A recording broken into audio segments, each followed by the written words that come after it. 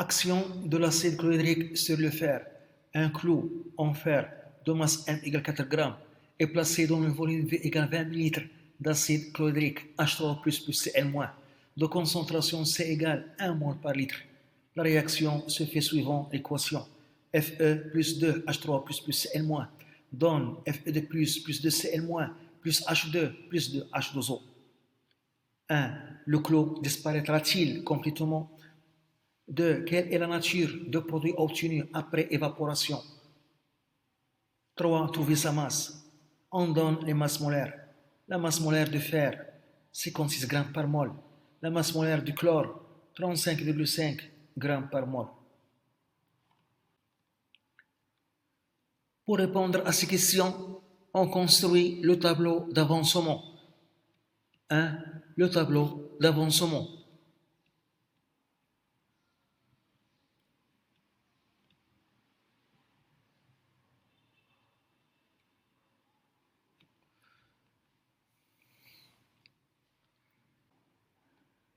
Dans l'état initial, on a une quantité initiale de fer, Ni, Fe, et une quantité initiale d'acide chlorhydrique, Ni, H3O+, plus Cl-.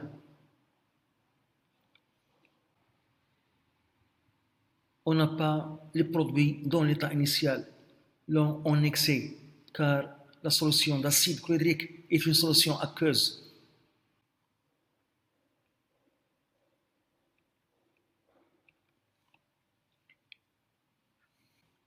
Au cours de la réaction, on a l'avancement X, et puisque le coefficient stoichiométrique de fer, Fe est 1, la quantité de fer consommée est X mol. On écrit ici la quantité restante, c'est la quantité initiale moins la quantité consommée. Ni de Fe moins X. Le coefficient stoichiométrique de l'acide chlorhydrique est 2. Ça signifie que la quantité d'acide chlorhydrique consommée est 2X mol. On écrit ici la quantité restante, c'est la quantité initiale moins la quantité consommée. Donc, Ni H3O+, plus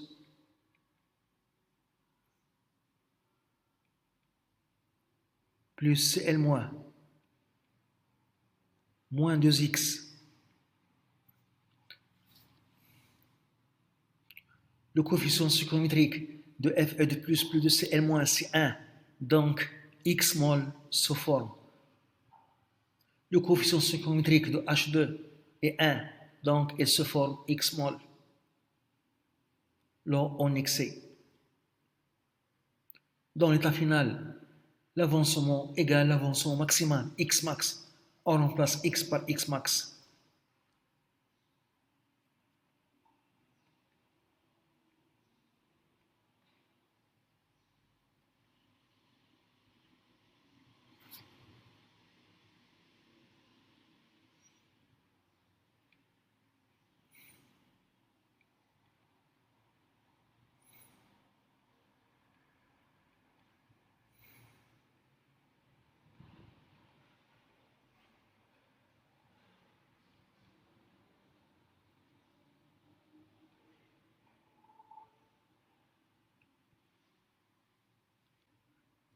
On calcule les quantités initiales des réactifs. Pour le fer, NiFe est égal petit m sur grand M, la masse molaire, est égal 4 divisé par la masse molaire 56 est égal, on trouve 0,0714 mol. Pour l'acide chlorhydrique, sa quantité initiale, Ni de H3O+, plus Cl- est égal C fois V, qui est égal C 1 mol par litre, V 20 ml en litre fois 10 au moins 3. On trouve 0,02 mol.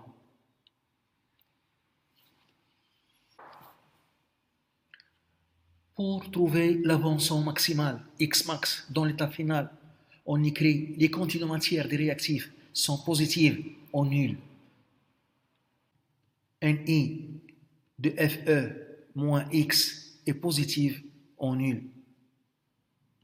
Ni, l'autre réactif, l'acide chlorhydrique, H3O+, plus Cl-, moins 2X est positive ou nulle. La première inéquation donne X inférieur ou égal à Ni de Fe. La deuxième inéquation donne X inférieur ou égal à Ni d'acide chlorhydrique H3O+, plus Cl- sur 2.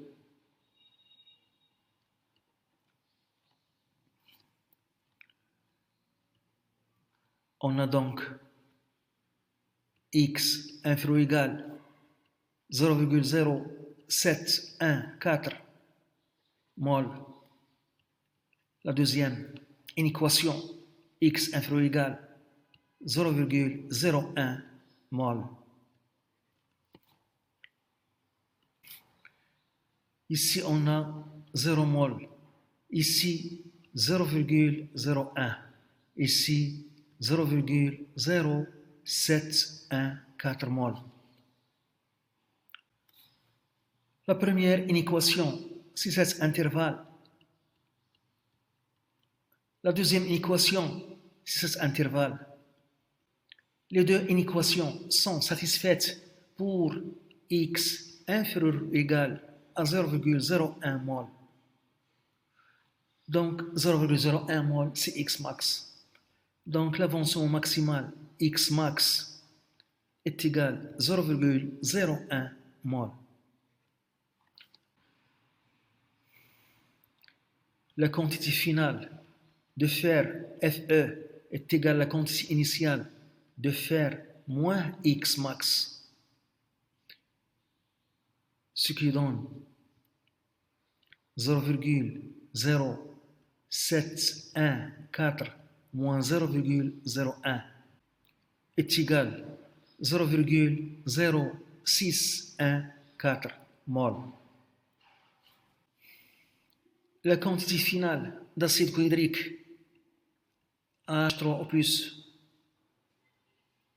plus Cl- est égal à la quantité initiale Ni de H3O+, plus Cl- moins 2X max est égal à la quantité initiale, c'est 0,02 moins 2 fois 0,01, on trouve 0 mol. Donc l'acide chlorhydrique est le réactif limitant. Donc H3O+, plus Cl- est limitant, car sa quantité dans l'état final est nulle. Elle est totalement consommée. Le fer Fe reste dans l'état final avec la quantité 0,0614 mol. Donc le clou ne disparaîtra pas complètement. Donc le clou ne disparaîtra pas complètement.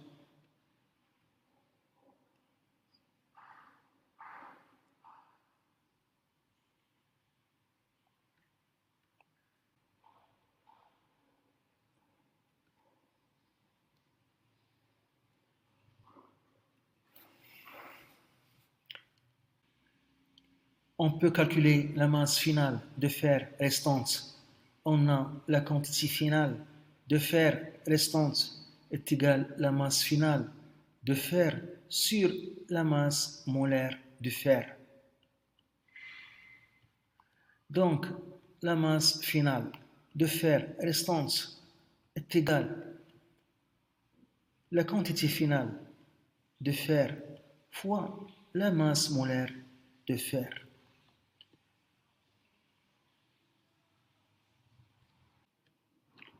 Application numérique. La quantité finale de fer restante est égale 0,0614 mol fois la masse molaire 56 égale. On trouve 3,44 grammes. 2. Quelle est la nature du produit obtenu après évaporation? Avec l'évaporation, on élimine H2O et on obtient un corps solide, le chlorure de fer 2, FeCl2, solide.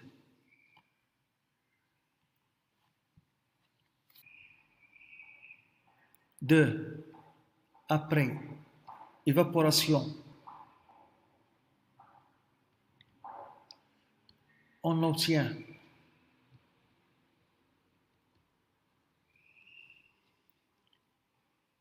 le chlorure de fer 2.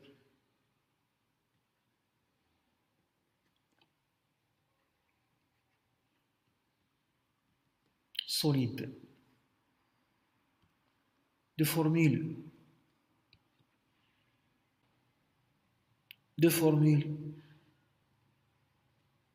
FeCl2.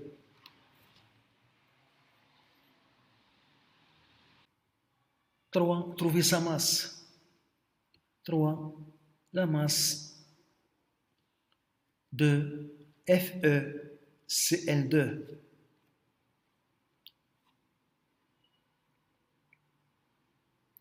On a, d'après le tableau d'avancement, la quantité finale de chlorure de fer obtenue FeCl2 est égale à X max.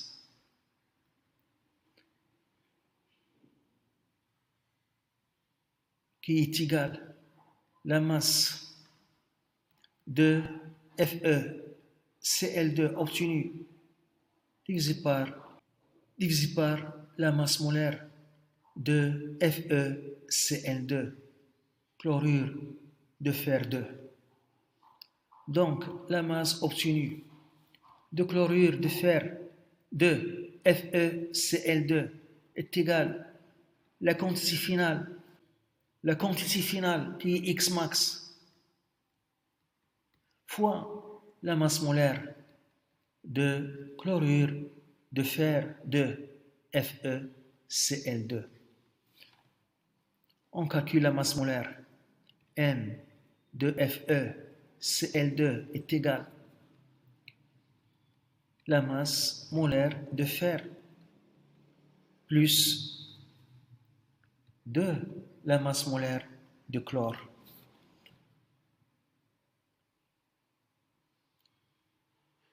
Égale 56 plus 2 fois 35,5. On trouve 127 grammes par mol. Et par suite, la masse de FeCl2 est égale à X max 0,01 fois 127. On trouve 1,27 grammes.